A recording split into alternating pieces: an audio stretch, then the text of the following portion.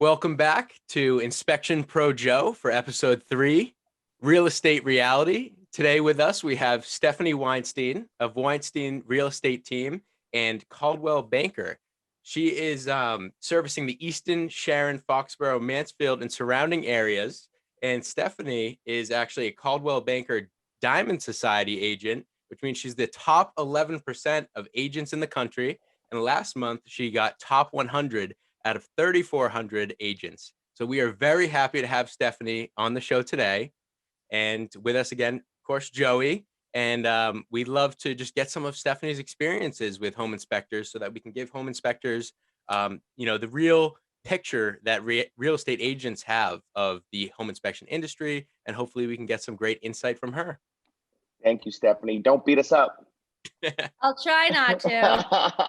I'll try to be good.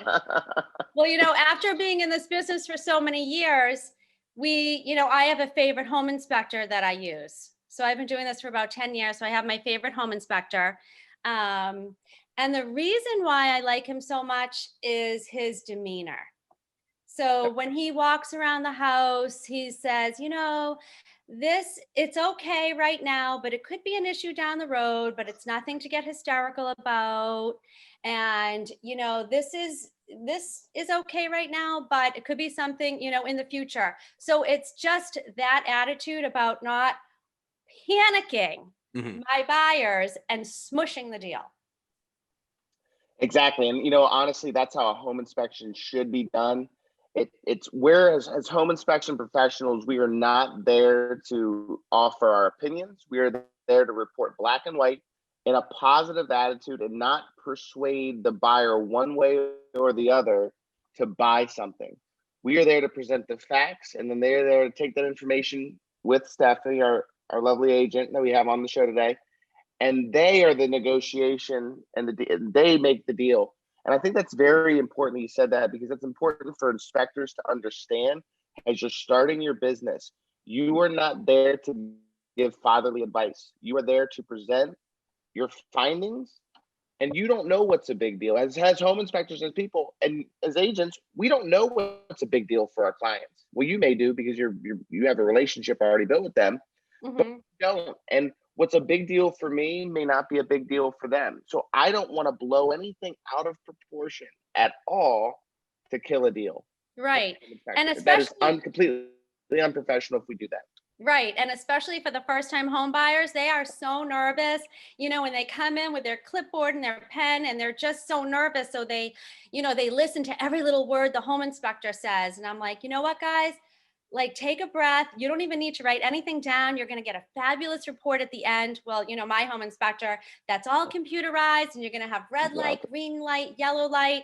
And I always make sure to tell my buyers, a home inspection, it's just to find out what you're buying.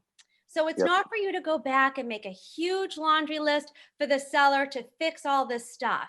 It's just to find out what you're buying and to understand your house better.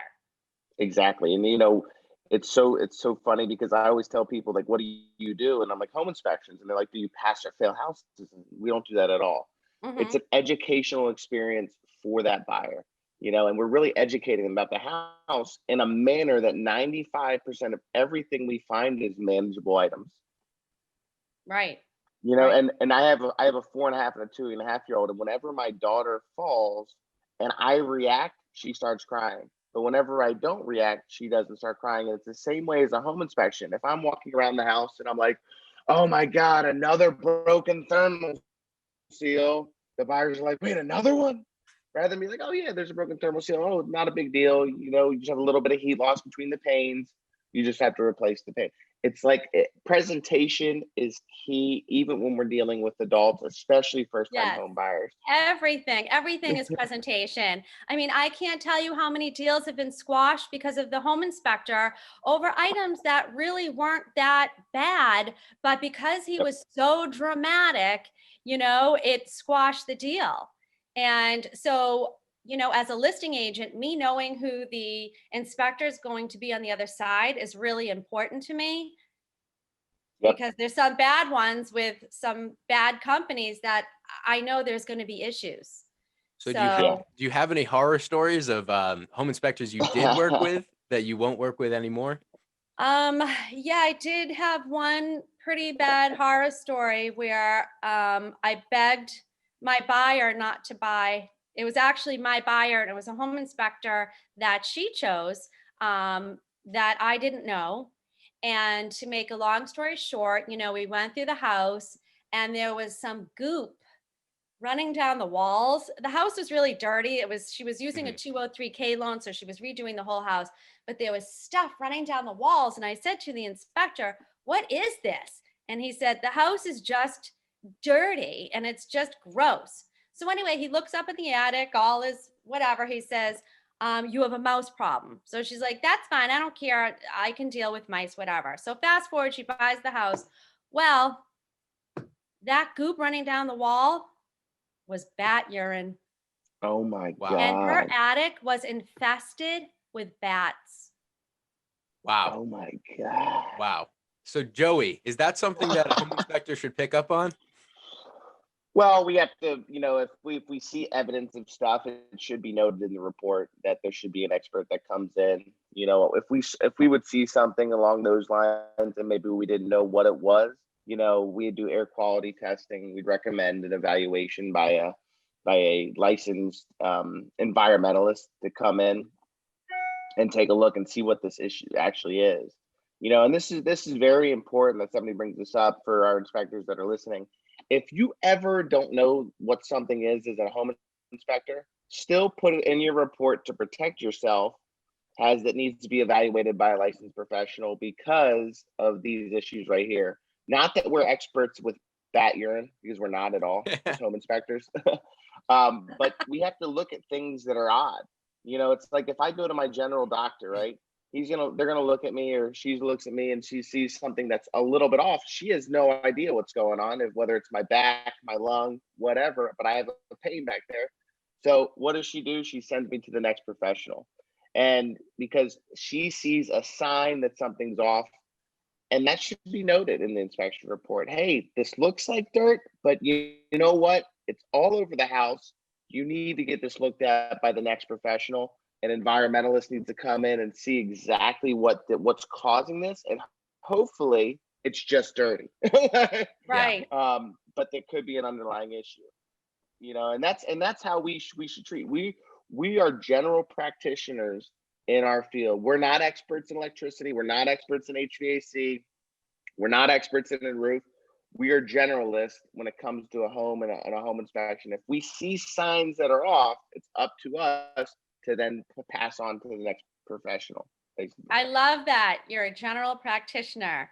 We are I'll be using that with my buyers. Exactly. Great. No, it's Don't great. get Yeah. hysterical, right? Yeah, and they need to know that. And expectation when it comes to our clients is key to everything.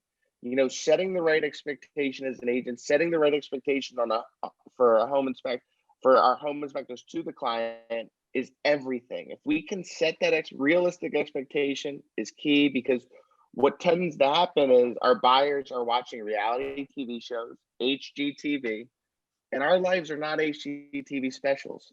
I wish that was that exciting every day. It's not. Our home inspections day to day are monotonous. It's routine. They're boring. Very rarely do we find $40,000 issues. Those are few and far between. Thank God. Yeah. Yeah. Stephanie. I did have a listing. Oh, so I did have a listing one time, and there was some dust on the oil tank, and the inspector said, "I am not touching that dust. I am not allowed to touch it. I will not." He said, "I'm going to have to say that there's an oil leak." Oh my I God. said, "You can't dust." So that led to a whole thing because he refused to brush away the dust. And it's little things like that. Of course, there was no oil leak. There was nothing. I don't know. It was dried up, whatever. But it just costs the seller more money now to have somebody come in and look at the oil tank. And I was just like, thanks. Yeah. Yeah. Sounds like something you should not be doing. But So Stephanie. Well, and hopefully, from an inspection standpoint, if you guys are out in the field, make sure you have gloves on. Make sure you have, not gloves on, but at least have gloves with you when you come across something that's icky, sticky, dusty, and you don't necessarily want to touch it. And make sure you have respirators. When we go in attics, all of our home inspectors have the N95 respirators for attic spaces. And if they don't want to wear that, we have the mask that everyone wears now, like the surgical mask. It's a little because for their breathing, So if you're out doing inspections and you see dust and you're afraid to touch it, get masks and gloves. Right. Protect yourself so you can go above and beyond for your clients and your agent that you work with that relies on you. Right. It's because that is silly over dust. If that's all it was, for a client to come and spend more money when you could have handled it right then and there, Right. So Stephanie, the Yes, home inspector you work with now, I'm wondering, how did you meet them? How did that relationship start? Because we have some growing home inspectors who might be interested in, how do they form relationships with real estate agents to really expand their business? Right. So when I first started, it was basically me just reaching out to the other agents in my office. Hey, my buyers are purchasing this home in, whatever town. Who's your favorite home inspector? And that's when I started getting names. Mhm. So I started using a couple different ones. And then I just, fell in love with my favorite one because of his demeanor. Mhm. And, we would chit chat through the home inspection. And then of course, I would yell at him towards the end, Chuck, hurry up. I can't take this anymore. This is hours. So that's that was always my line towards the end. And we always joked about it. But I just loved I don't like to use a home inspector that has a handwritten report because I personally can't read the handwriting. Mhm. And I really want my buyers to get a full understanding of the home inspection. So I like to use a home inspector that, does the whole computer readout and then has everything labeled with green, yellow, red. So it just makes it easier. And it's something that they can keep as a guide for their home and look back, throughout the years. So I really like that format. But as far as, it was just me reaching out to the agents, asking who their favorite one was. I was doing an open house a couple of months ago, and a home inspector came into the open house and just wanted to introduce himself to me and say, he was a local home inspector and he's, just starting out, but he's done all of his training. And if I was looking for someone different or wanted to give him a try, here he is. And he gave me his card and I liked his demeanor and he was nice. And he walked around the house and just took a look and he was just a nice guy. And that's what I'm looking for. Just not looking for, anyone with an attitude or, we're all in this together. So Yeah. we're all a team because we all want to get to maybe the home inspector doesn't want to get to the finish line because he's just doing his job. But again, it's about presentation in this job. Yep. So it's so important to be able to connect with the agents and with the buyers. Yep, So exactly. I totally agree, Stephanie. And for our listeners, if you are doing handwritten reports in 2020, please stop immediately. We can put a link to a bunch of report writing softwares on our underneath this podcast that can give you clean reports with color photos. I always make the joke when I'm doing presentations to realtors is my kids will never read an article. They're going to watch videos. And so we want our home inspection reports to be less words, more pictures, videos. If the report software can have it, and there's multiple report softwares that can have videos in the report, that's what people want. And you're exactly right, Stephanie. They want a document where they can go look back and say, hey, where's my water main shut off? Where are my exterior hose bibs? Because that's what they're going to need in the future. They need not just what's wrong with the house in the photos, but documentation of, oh, that's where he looked at my filter because I see a photo of him or her taking that out, taking a picture of the filter right there.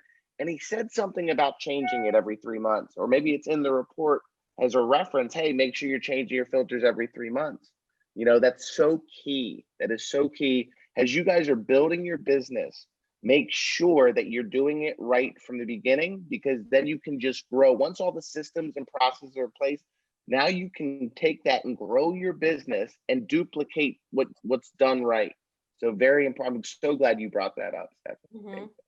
So And maybe another good idea, sorry, Jake. no, go. For a new home inspector, I was thinking maybe if they see that a house is listed, maybe they can contact the listing agent and say, hey, would your seller be interested in a pre-home inspection? Just, I'm getting practice, and maybe there could be a little bit of a discount. I'm not sure. But I think it's important, and I always think it's a good idea for the sellers to do a pre-home inspection before they go on market, just so we don't have any big surprises. And that's something you'd be open to if a home inspector had offered that? Oh yeah. So that Definitely. sounds like a I great would way to tell my connect. sellers, do it, so we know what's going on. So one other question I had for you is, so, usually I'm sure there's real estate agent gatherings at associations or Facebook groups, things like that. In the COVID world now, are there places where real estate agents get together that congregate either online or in person that someone could try to connect as a home inspector? No. No. So it's going to have to be those. Well, there are some different Facebook groups that they could, reach out to. I can't think of any offhand. I mean, I know I belong to a couple. I just don't know what they're called. But sure, it does sound like what you were just saying of having someone talk about a pre-inspection sounds like a good idea, because you had said that word of mouth was how you found out about the home inspector you use now. So maybe just doing something like that to get your foot in the door, and then having a good demeanor, great customer service, doing a good job, like we had talked about in other podcasts, is that being the priority. If you can do that, then the real estate agent will be able to spread the word. Exactly. And they're good salesmen anyways. That's right. All right. So Joey, do you have any questions for Stephanie on the real estate side? Did we lose Joey? Did we lose him? Oh, he's back. So sorry. Hi, Joey. My connection's back. We missed you. All right, Joey, did you hear what we were talking about? No, just recap it real quick. We were just talking about how a home inspector can connect with real estate agents. And Stephanie's saying it's hard right now. There's not a lot of places you can connect, but the pre-inspection sounds like it's a good way to get your foot in the door. And then if you do a good job, have a good demeanor, good customer service, you can really then use the real estate agent to sell you, and through word of mouth, spread the word about your business. When you say pre-inspection, you mean do an inspection for listing agents for free to get your foot in the door with some agents? No, not for free, but maybe a little bit of a discount. Maybe say, hey, listen, I'm starting out here. I see you have a listing coming up. How would your sellers feel about a pre-home inspection? Yeah, I totally agree with what you're saying. For our inspectors and our listeners, I think it's very important, and do anything you can to get your foot in the door with agents. We're offering a pre-inspection, but on social media, you need to be posting. You need to have a social media page. I think that's extremely important. And one of the things that we've done is I friend request agents in my area nonstop, and then we start posting and sharing posts, and then we get them to like our page, and then we keep doing educational videos and stuff like that on our page. So use social media, use every avenue that you can, and build the relationships, drop and do DM messages online, LinkedIn, and just say, hey, I just want to let you know I'm a home inspector. I'd love for you to give me an opportunity, or give them a $50 coupon, give a promotion, it's one of the ways. Do it digitally. And I think a lot of us now have to get very creative with how we market and how we get after agents. We're fortunate that we have a big list of agents on our through our software, so we can message them and send discounts and promotional things. But as you're just getting started, you need to use the free sources, and social media is huge, and it's free to do video. You can do them right from your phone. It's so easy. Yeah, I agree with you. Promotional video. We have to be in people's faces in our business constantly, so we're not forgettable. just constantly being out there, just like you said, posting every day about something. And it's good, I think, for a home inspector that's first starting out, is really be like a free consultant, right? Yeah, And just give these free tips about, whatever they come up with. But yes, you have to be in people's face so they never forget you every day, exactly. Yeah, every day. and by showing up consistently, that's how you build trust with people. And I know from even just from a personal standpoint, whenever we're like scrolling through Facebook or whatever, and I see a restaurant and I see a plate of food, I'm like, oh, I've never tried that before, and now I'm like, I need to go do that. Right. Where I never would do that before, and now like there's a place, Frederick's like 45 minutes from us. We're scrolling through, me and my girlfriend, and we see like a plate of food. She's like, we need to go check that place out. I'm like, where is it? Frederick. I'd never venture out to Frederick for food. But now that I see this delicious like steak, I'm like, ooh, that looks pretty good. Hmm. Be a cool little date, like to go out that way. And it's the same, it's like that with any business. You just have to be in front of people, providing free tips. Get real, get realtors to provide free tips. We all like to talk about things as people and ourselves, and so get realtors on and say, hey, I'd love to do a promotional video with you where I'm going to promote you on my social media. And then you can share this with your clients, even if that agent's never used you before. The worst thing that can happen is they say no. Right. And I do that with my home inspector. Anytime we have a home inspection, I take a picture of him with either his feet dangling from the attic or, he's in some type of a pose with his knee pads on, and, he's got the whole thing going. So I always do tag him in my posts. That's awesome. And that's Yeah. huge, right? And so that's free. It doesn't cost any of us any money, and we're getting airtime for it. Right. And he's fun to work with. He's fun to work with. So I actually look forward to the home inspections. Yep. Most of the Yeah, time. because you miss them. You're probably like, oh, I had them. Yeah. Depends on the house. Stephanie, Exactly. I'm glad you brought that up, because my next question was if there were any. It was such a good lead in. Go ahead. Great question. Exactly. Great lead in. My next question was, are there any opportunities for cross promotion with both? So it sounds like that's what you do, and you're able to post on Facebook, and it just benefits both of you, and you are acting like a team there. Yes, absolutely. So I do make sure I tag him all the time. That's awesome. And that's awesome. And that's how, like you just mentioned before, Stephanie, this needs to be a partnership with agents. As you're building your home inspection business, these are key relationships that need to be built and that need to be nurtured, and for the betterment of your client. It's never pit the agent against the client, or the agent should not be pitting the home inspector against the client. It is a working relationship. And that is so key as we're building our businesses as home inspectors. Do you have any more questions for Stephanie while we have her here? Yeah, I definitely do. So Stephanie, for tips for what is the best thing a home inspector can do in your eyes with the client during the inspection?